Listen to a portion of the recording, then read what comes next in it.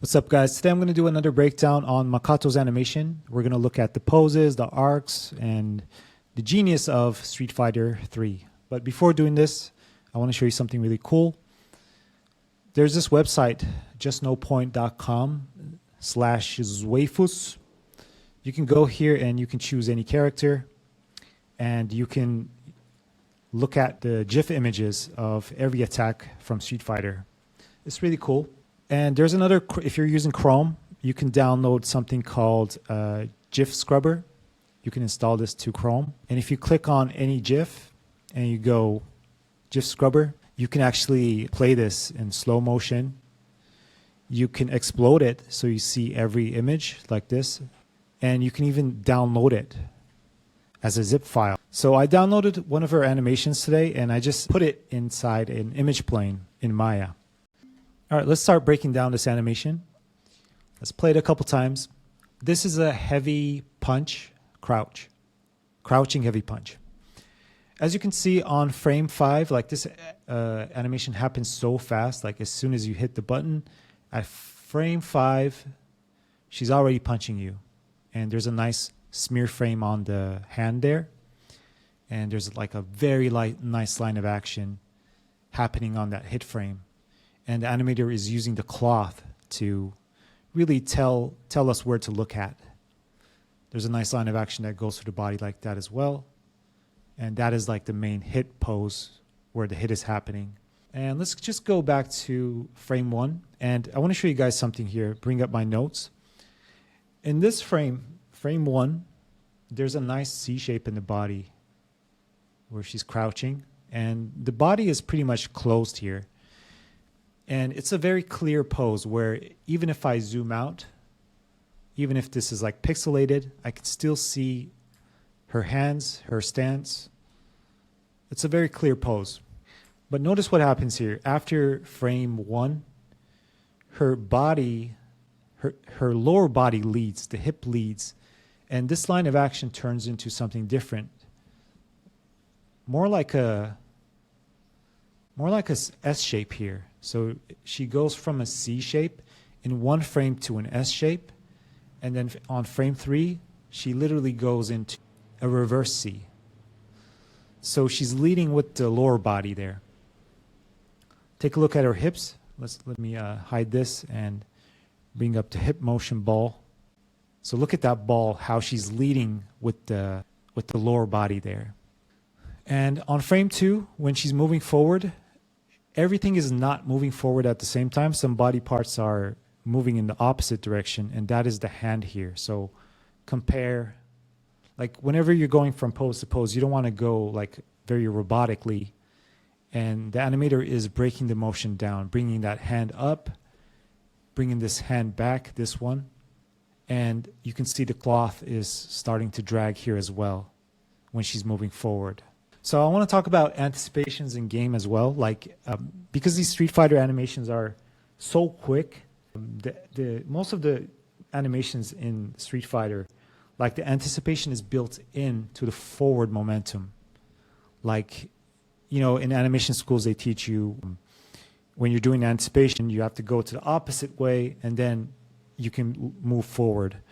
But because the animation is happening so fast, they decided to build in the anticipations into the forward momentum. So look at that. That's a really nice anticipation pose. So here on frame 5, there's so much happening here. Like I said, there's like a very nice line of action that goes through the body. And whenever you have these like really strong line of actions, it makes your pose so much clearer. So like I said, the cloth goes like that. There's another one that goes like that. And like everything is telling us, hey, look at this main focal point of the body. Okay. Let's see. Here, if you look at her foot, she's really snapping into that pose. So watch what the foot does here. Overshoots and then comes back into a settle. Frame 5 to 6. We're looking at this foot here. Overshoot, comes back into place. So Simple formula for if you're animating for games, especially like fighting games. Idle pose, anticipation pose, overshoot, settle, and then going back into idle. Those are like the main key poses that you need to convey. I want to show you this part here where if you look at the knee, notice how that knee is coming down in an arc. If I put an arc tracker on that little ball there, look at that.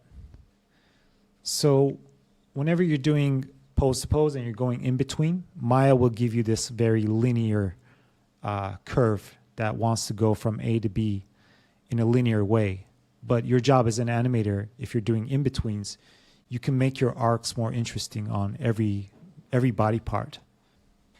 So look at that really nice arc there on the knee there. It's really cool. Okay. Let's look at the hand. So the anticipation is built in. She's building in the anticipation as she's going forward, and then snaps. There's a smear frame, and then she settles. Overshoot, settle. Overshoot, settle. But notice what happens here. The cloth here is being delayed, and then on the settle, the hand pretty much stays there for 2 frames. So notice how it stays there, but the cloth catches up. And that's a really good formula that they do, where if you want to show a pose longer, you just snap that pose in there, and Street Fighter holds it usually like for 1, 2, 3 frames. So in this case, 1, 2, 3. They're holding that pose there for readability for 3 frames or 2 frames. And the cloth keeps moving. And I really like this hand here, how the animator really twists the torso here and brings that back hand somewhere here. So we can still see that hand. It's not disappearing, but we can tell that her elbow is probably somewhere around here. And the animator is showing a lot of twist in the body there. Okay.